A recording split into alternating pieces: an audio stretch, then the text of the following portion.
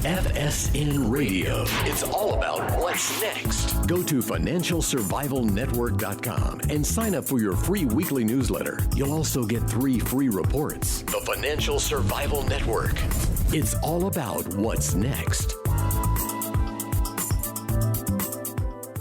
Welcome. You are listening to and perhaps even watching the Financial Survival Network, and I'm Kerry Lutz. Today is July 15th, 2020.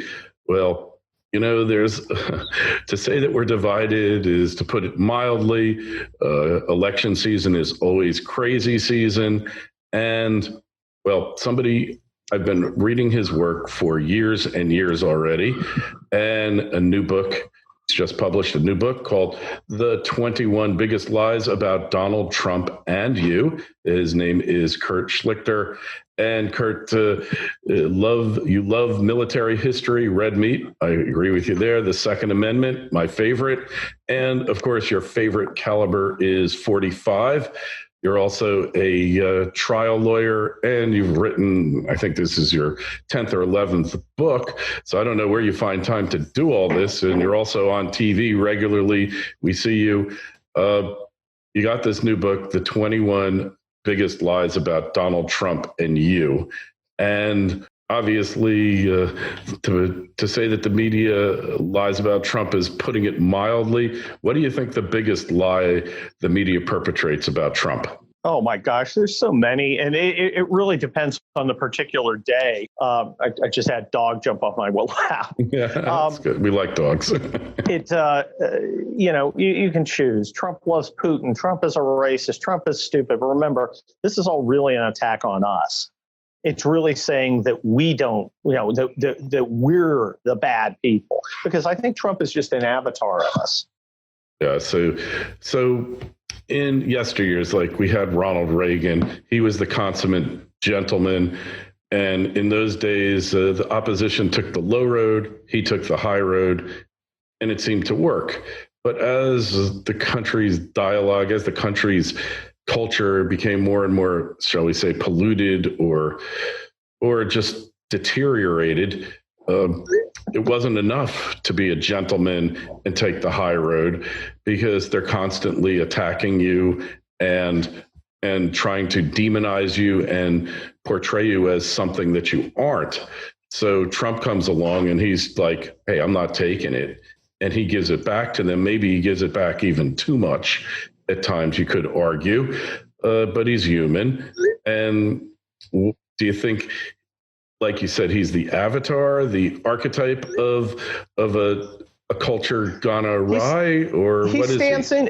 He stands in for us, normal people, the regular people, the people who work hard, who play by the rules, those folks. And it's very frustrating to be lied about. It's very frustrating to have an establishment that hates its own people, which is kind of what we have. Trump has all the qualifications of the establishment, but he's not in it. He's not. He's turned his back on. He now represents other people, so he's kind of a class traitor. And if there's anything the establishment hates, it's the normal Americans, the middle class, and the working class too.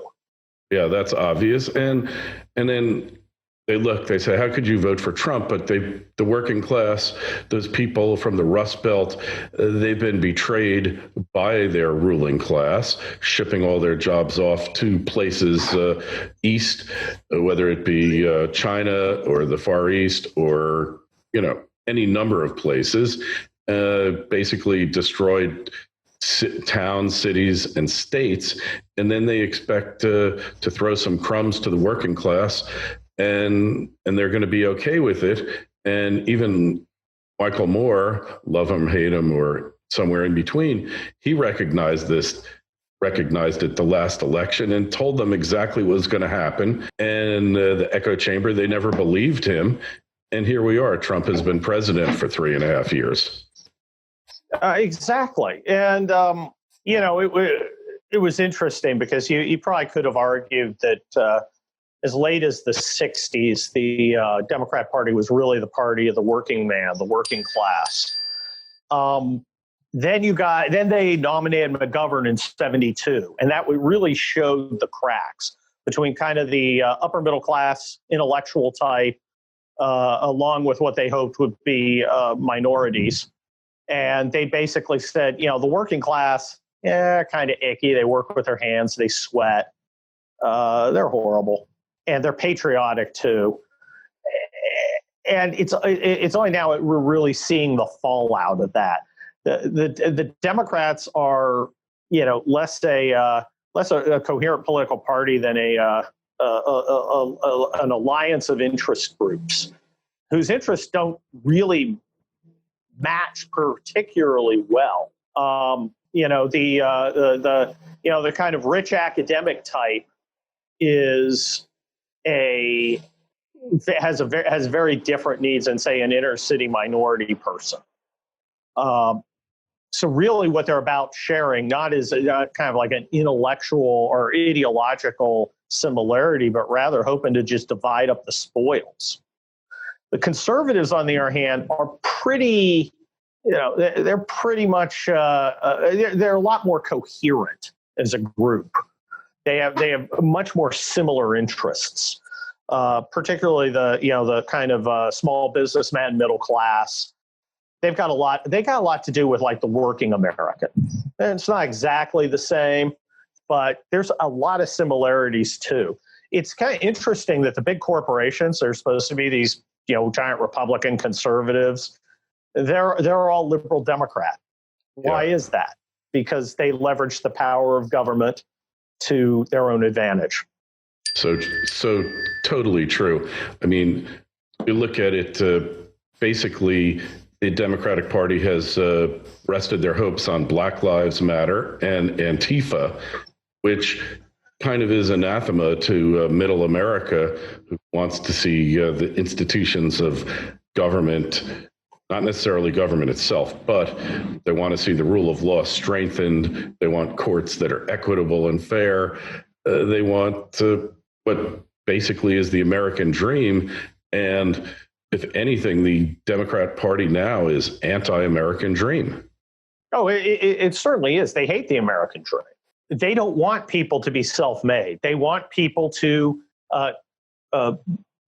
essentially go through a process where they earn credentials and then slide into existing institutions. They absolutely hate small business because small business is disruptive. It doesn't need them, and it can suddenly grow and become a power center on its own. They like big corporations because the bigger you get, the more docile you get, because the more attention you have, the more you have to lose. So it's if you understand 2016 and 2020 as an attempt by a failed establishment, because it has failed, our ruling class is the most unaccomplished bunch of losers America's ever seen. I mean, I would challenge you to name a significant accomplishment between 2000 and 2016. A significant good one. I listened to bad ones. You got, the Wall Street meltdown, Iraq, Obamacare. We got lots of bad ones. But, you look at generations past, well, we went to the moon. Oh, we beat the Nazis. We won the Civil War. Oh, those are pretty good. Okay, those are pretty good achievements. And there's nothing comparable here. This is, and I've been thinking about it a lot, this is the like the third generation of the Fords or the Rockefellers. Can you name any of them? I can name John Rockefeller. I can't name the third. Maybe like the second generation. The guy, I guess there was one of the Rockefellers was Nelson Rockefeller was a governor. But after that, what? They slip into this pre-built thing that they didn't struggle to create, that they didn't have to work, that they didn't have to build. And the fact, and just by building them shows that you're an accomplished person. So they're not necessarily accomplished at all just by, virtue of being born with that particular name. So I think it's, it's much like that. These are the descendants of people who, beat the Great Depression and, who actually dismantled structural racism in the 60s, which was created and perpetrated by Democrats, by the way. Oh, yeah. And and now we've got this like third or fourth generation of heirs, and they're ne'er-do-wells. They're like the lesser Kennedys, you know? All the Kennedys now, the only time you hear from them is when they get popped for the DUI.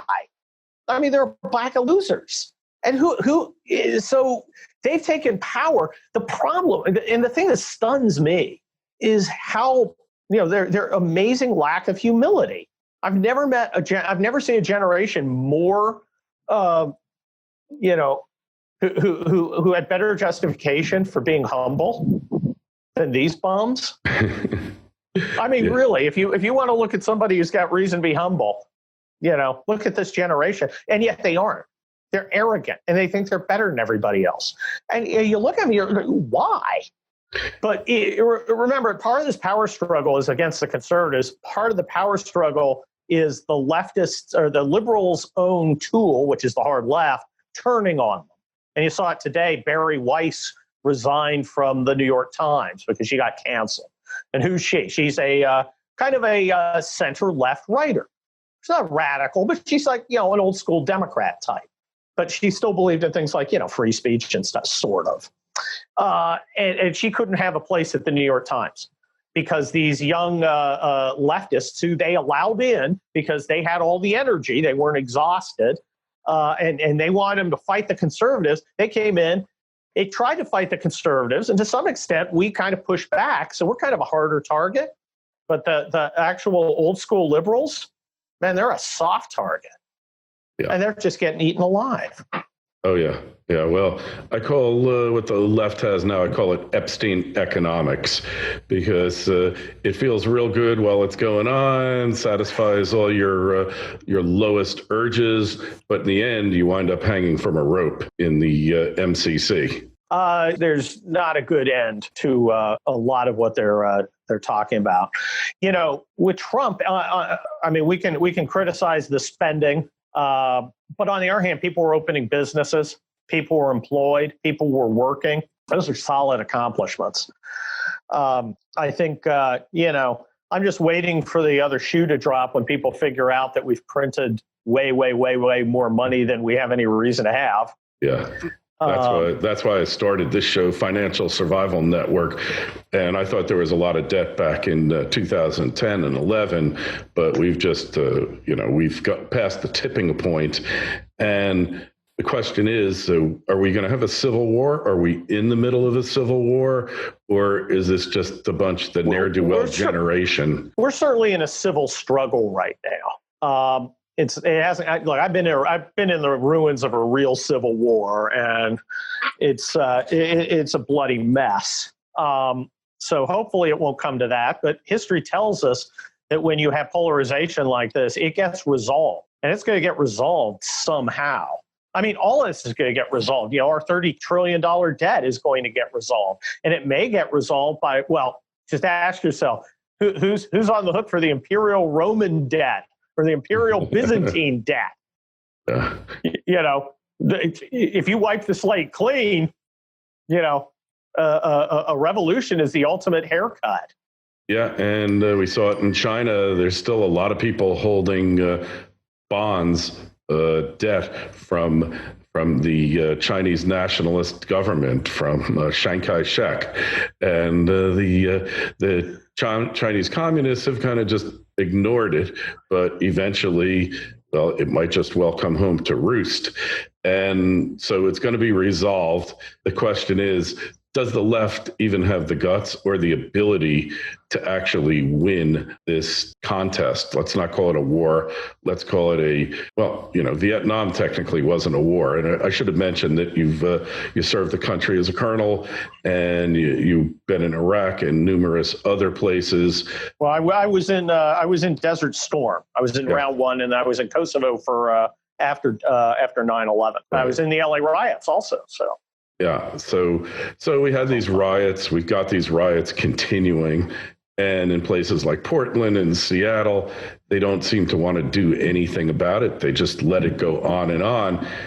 At some point, the disruption by this fringe left, it's going to be stopped one way or the other, isn't it? FSN Radio. It's all about what's next. Osino Resources is a Ross Beatty-backed gold exploration company in mining-friendly Namibia. Osino's district-scale land package is situated near 2 producing gold mines, one of which Osino's management team previously developed and sold to B2 Gold. Osino's founders and management are experienced mining professionals who have already successfully developed and sold 2 companies in the past 7 years. Osino has a tight share structure, and with its current treasury, it can self-fund the advancement of its gold discovery into at least 2022. This is an exploration company with drills turning that you'll definitely want to pay attention to. Osino trades in New York under the ticker OSIIF and in Toronto under the ticker OSI. To learn more, go to osinoresources.com. That's osinoresources.com. The Financial Survival Network. It's all about what's next. Well, remember, first of all, understand how small it is. Understand the small scale of the violence. And, watching TV, you'd think the whole country was awash in chaos. The only thing I've got going on my street is the street sweepers driving by. 99.999% of America does not have violence from social disorder. This whole thing is kind of an information operation. They find a place where they have a city government that will hold back the cops and a DA who will not prosecute them. Then they find a central location, like a statue, where all the cameras can be pointed inwards. And then, of course, since they're knocking something down and lighting things on fire, that's what looks like. That's what's going to get on the screen. So all your screen is showing is really a bare rounding error of a rounding error of a rounding error of what's actually happening in America. But they're giving you the impression America's in chaos. You can't control anything. Be demoralized. Be afraid. Be intimidated. Give in. Vote for Joe Biden. He'll make it all go away, which, of course, he won't. Because remember, they're riding a tiger with these leftists. As soon as they get thrown off, like Barry Weiss found, she's going to get devoured. So so the stuff in Portland can literally go on forever. It doesn't matter. It has no effect other than the information effect, or no significant effect. Okay, they rummaged down Portland's Main Street a few times. I'm in LA. I don't care. Doesn't matter. Doesn't stop anything. And the violence itself, if they allowed the cops to go do it and prosecuted people, we would see, it would be contained as fast as, your typical NBA playoff game riot. I mean, it's just not that. It's just not that much. Look, I was in a real riot in Los Angeles, which covered square miles, and people were getting killed. That's kind of an organic riot. These guys are it's a pretend riot. Nobody's getting killed. Well, there are people getting killed there, but that's kind of a fringe thing. It's not systematic destruction of the kind we see in Los Angeles. And I'm not saying it's a good thing. I'm saying we need to assess it correctly. The idea of it all is to influence us. Yeah. And to the extent we crush it, when we crush it, it should be our own influence operation to demonstrate resolve. And we are kind of demonstrating it. The DOJ is indicted, I think, is investigating 500 people and has arrested almost 170 on federal crimes. And that's good. Yeah, well, we know from the past, from crowd control, riots is as old as humanity. And we learned in the 60s, 70s, 80s how to properly contain them and shut them down by just, Giuliani was a master of it. He said in the mounted police, and you arrest the leaders and they disperse.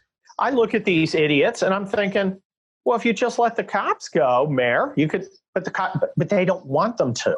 No. This is a performance. Yep. They are in on it. Now, of course, she shut down when it became bad, when people started looking at, Chaz or Chapo or whatever, Chop, whatever they called it.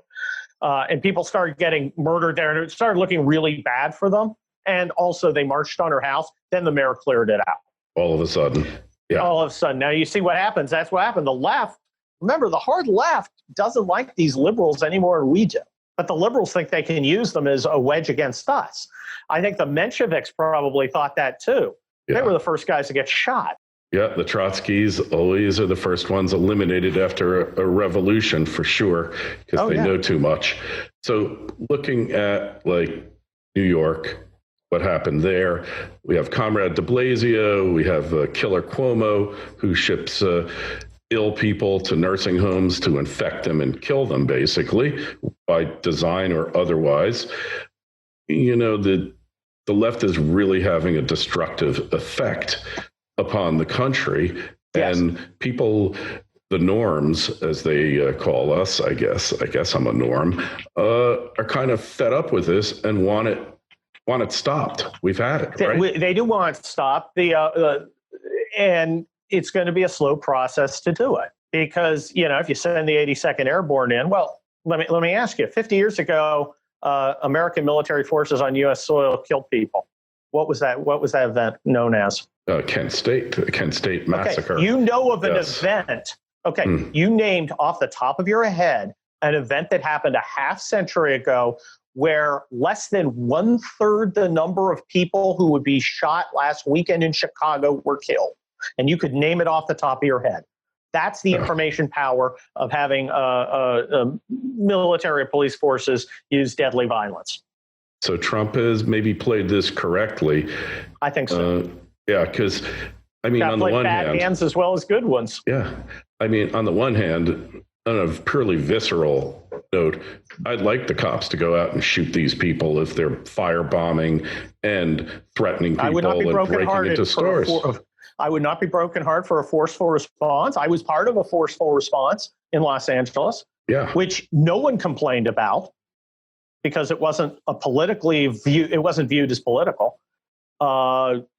Most people were quite happy to have the military come restore order. That's not the case here.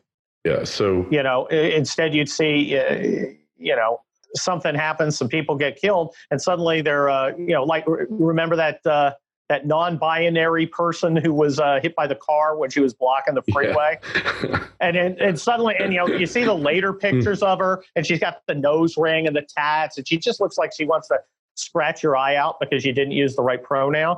And then, but they don't run that photo, right? They run the photo of her with like smiling in the sun when she was a nice girl before she went Antifa. They're just going to lie about it. And if only someone had written a book about this whole subject. Hey, so it's funny. I was talking to somebody. I don't know if you remember your history. Crispus Attucks. Do you remember him? Yeah.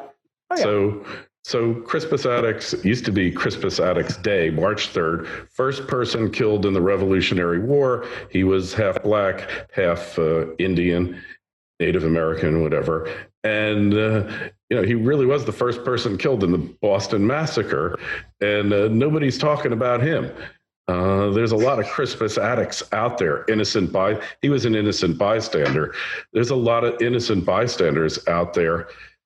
What does it take to turn around a Chicago or a New York? But people have decided to vote with their feet and basically leave these places and just let them crumble on their own neglect, abject neglect. Well, we saw that it can be done. We saw what Giuliani did.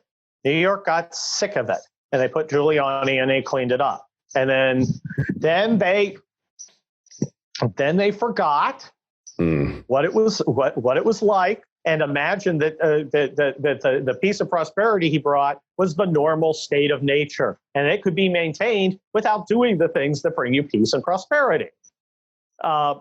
Once again, the foolish heirs of better fathers.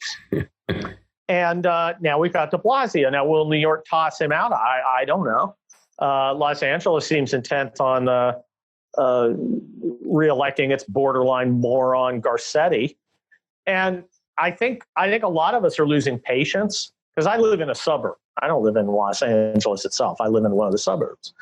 And our town does not run like that. Same and here. If you saw that stuff going on, man, you'd have a lot of people, you know, on the phone to the mayor and the city council and the police department go, what the hell are you doing? You know, they don't play games here the way they do in the cities because we just won't allow it. And this is a very liberal area. Accountability. Right? Correct. But I think we're getting sick of big urban areas that insist on being stupid and then asking us for money. Because, I mean, you know, Minneapolis did it. Minneapolis was like, hey, can you give us some rebuild money? And Trump's like, what, are you high? Yeah, that's like self-inflicted. Like, yeah, I'm not giving you anything. You idiots brought this on yourself and let it go out of control. So why don't you figure out how to pay for it? Yeah, great point. One other thing I'd like to cover with you is COVID-19, the economic shutdown, everything that we've done there, the re-shutdowns or closings. How do we get out of this? Because this is where the left has really done a lot of harm, and the deep state, if you believe it exists, is using it to its best advantage. And the science, they always say, Trump, Republicans, anti-science. You don't believe in the science. Yeah, which science? Yeah. Because I keep seeing them changing their minds an awful lot. Hydroxychloroquine, masks. It's one thing one day. I like how they tell us we want to flatten the curve, to keep the ICUs, but that's going to mean a longer run of the disease. It'll burn out. It'll take longer to burn out. And then, of course, we stay inside. It flattens the curve. The curve continues, and they're like, whoa, it's still here. Yeah, like you predicted. It made sense to me. I was like, oh, okay, I see how it is. And then, it starts happening, and they pretend or maybe they don't even know. They pretend this isn't exactly how it was supposed to go. Yeah, well, then Andrew Breitbart said to be a liberal, you have to ignore certain things, certain realities in order to support your worldview. Truth is not true. Look, at the end of the day, truth isn't important. Objective reality is just a bourgeois conceit to be used or discarded as necessary. The whole goal is gaining, obtaining, and holding power. That's the entire purpose. There's no other purpose. That's all they do. And that's why you can have them, like the book, 21 Biggest Lies About Donald Trump and You.